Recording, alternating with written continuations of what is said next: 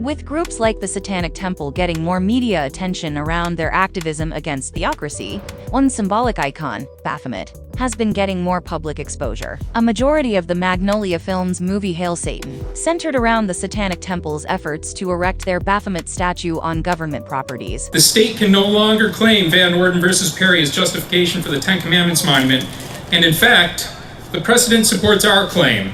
Where Ten Commandments statue had been placed to emphasize the government's stance on freedom of religion, as stated in the Constitution. Additionally, they countered arguments that the Ten Commandments had cultural significance by stating that Baphomet had cultural significance as well, just as any Judeo-Christian iconography does. That got me to thinking, who is Baphomet? I personally didn't have much knowledge about Baphomet or its history. Historians have noted that the first written occurrence of Baphomet was in 1098 by Anselm of Riedmont, who was Count of Ostravent and Valenciennes, and is considered to be one of the most brilliant figures in the First Crusade. Anselm of Riedmont made many written eyewitness accounts of the events of the First Crusade. Anselm recounted in his writing the events of the Siege of Antioch, during which he stated that the Turks called loudly upon Baphomet, and, given the context, most scholars believe that the word referred to Muhammad, the founder of Islam, as recounted in Zrinka Staheljak's book Pornographic Archaeology, Medicine, Medievalism, and the Invention of the French Nation.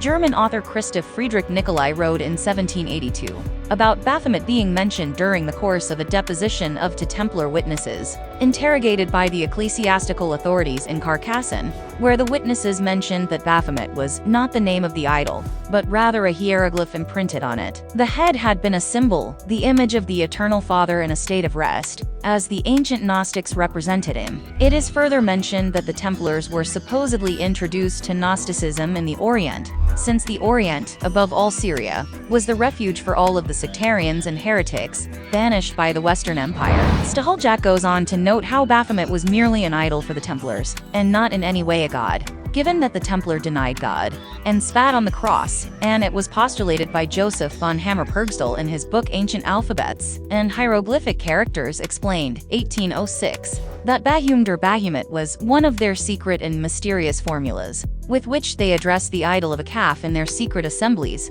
due to the fact that Bahumet translated into calf in the Arabic language. What I find to be particularly fascinating is that, given the secretive and mysterious nature of the Templars in this regard, it has since been quite a topic of debate, with many theories, yet few definitive answers, as to the true meaning of what Baphomet truly meant to the Templars. For example, just 4 years after Hammer-Purgstall released his book on hieroglyphics, Antoine Isaac Sylvester de Sacy, 1758–1838, France's great Orientalist and Arabist, shook the ground under Hammer-Purgstall's affirmations by pointing out the impossibility that knowledge of hieroglyphs is transferred from the ancients to the Arabs, accusing Hammer-Purgstall of failing to show how knowledge of hieroglyphic writing, which was lost, or so it appears, long before the Arabs were the masters of Egypt, could have emerged from the shadows that covered it to pass into their hands. Given this idea, Sacy made the argument that it was more likely that the relation between the word Baphometus, as cited in the records of the Templar trial,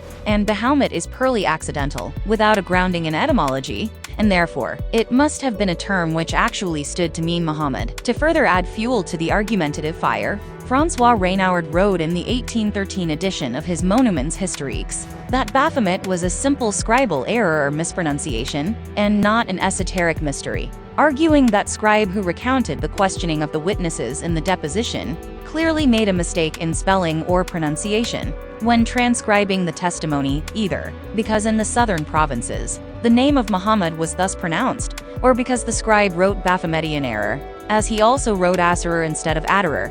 And what must leave no doubt in this respect is that the witness claimed that he was made to pronounce Yallah, a Saracen word, which, he says, means God.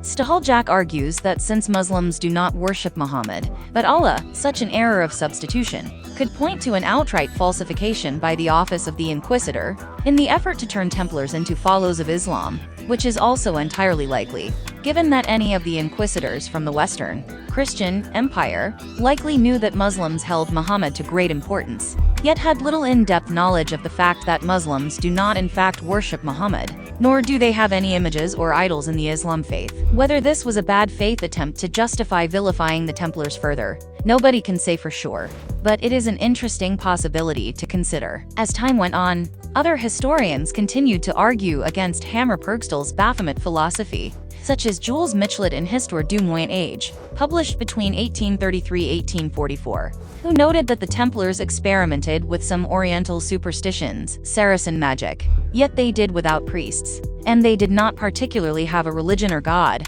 However, he noted that their true god, it seems, became the order itself. The Templars seemed to fall into a fierce religion of itself, in a satanical self-absorption egoism, which led the Western Christian Empire to believe the Templars to have lost their moral bearings and renounced Christianity, symbolized in the ritual spitting on the cross. Additionally, contemporary historian Henry Martin looked deeper into Baphomet's symbolic interpretation in Histoire de France, published between 1834–1836, giving credence to the archaeological legend of Baphomet, the androgynous and bearded god or genie, which seemed to be a remnant of Gnosticism, an amalgamation of ideas and rituals, half borrowed from recent Muslim heresies, half from old Christian heresies, that had never completely disappeared from the Orient. From then on, especially from 1830 to the 1850s, Baphomet came to be thought of as the name of an androgynous figure associated with sodomy, who was mainly a symbol of a deviant and secret sexuality. To continue the semantic argument of the meaning and origin of Baphomet, Hugh J. Schonfield published a book called The Essene Odyssey in 1984, in which he argued that the word Baphomet likely is created through the Atbash substitution cipher, which was a cipher which was used to encrypt Hebrew. By mirroring the Hebrew alphabet, Schonfield argued that using the Atbash substitution cipher, Baphomet can be translated to mean Eod, Sapai, Shafia, which he interpreted as the Greek word which stood for wisdom, instead of being a simple mispronunciation of Muhammad. The word may have been deliberately crafted by means of the cipher, and since the word name Sophia was used by some as a reference to the wisdom of the Holy Spirit, and additionally that Eliphaz Levi may have specifically included visual symbology, which was pointedly inclusive of not only the divine feminine, but also higher divine wisdom, that could be gained from sources usually rejected as associated with darkness. In 1856, Eliphaz Levi published Dogme et Ritual de la Haute Magie, in which he depicted Baphomet. Levi's depiction of Baphomet has become the primary idea of what Baphomet looks like in the occult communities, ever since it was originally published. Levi's Baphomet has some unique features that had not yet been prevalent in previous depictions of the Templars' Baphomet. Levi's Baphomet has unique features such as words carved in its arms, a torch on its head, and quite a few others. In a passage from his book, Levi describes some of these unique features. It is also important to note that in Levi's depiction of Baphomet, it is words carved tattooed into its arms, salve on the arm pointing up, and coagula on the arm pointing down. Salve et coagula is a symbolic phrase of Latin alchemy, which means the breaking down of elements and their coming together. The juxtaposition of these words together express transmutation from base to a finer state, the perpetual goal of spiritual growth and human evolution. Something that I find particularly interesting about their placement on Baphomet